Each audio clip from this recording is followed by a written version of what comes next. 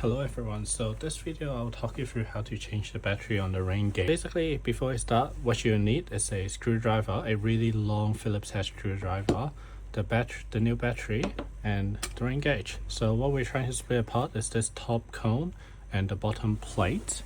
And normally there's not going to be a gap, so yeah, what you need to do is use your one hand, hold the whole rain gauge, try to use the brackets with the left edge because that's the strongest part, and then the other hand will be holding the top of this cone, and what you want to do is just slightly pull this apart, and then yeah, when you try to pull this apart, just be really careful because the tipping spoon is just held by this one cable here and you don't want to break that part. So when you work on the second part, just try to hold this or put this like lay it on the side of the table or something. And now use your screwdriver. There will be 4 screws that you need to take off, and this is why you need a really long screwdriver, because 2 of these screws are in a very awkward place.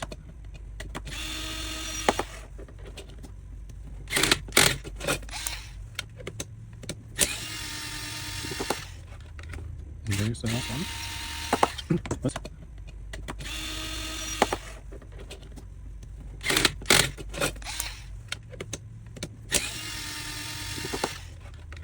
And there's the last one. Once you open this up, just be careful, don't lose the 4 screws.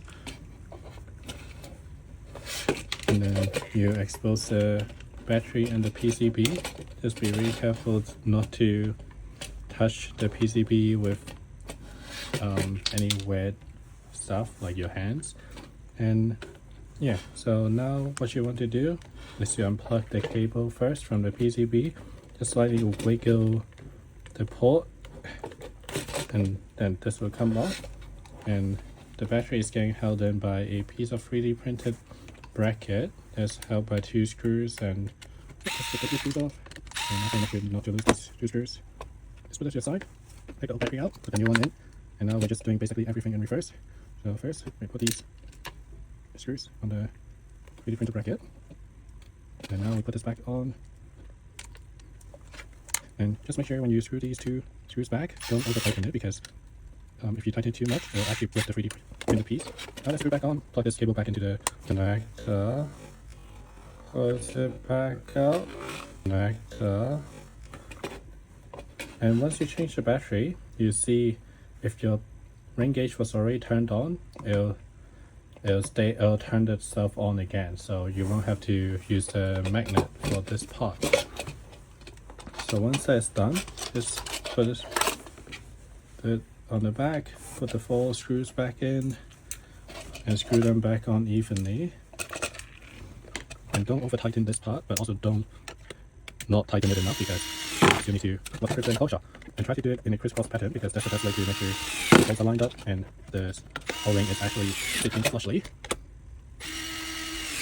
And once that's done, and don't over tighten this part, but also don't not tighten it enough, because you need to put it in closure. And try to do it in a crisscross pattern, because that's the best way to make sure the bolts are lined up and the O-ring is actually sitting flushly. And once that's done, all you have to do is push this 2 pieces back on together.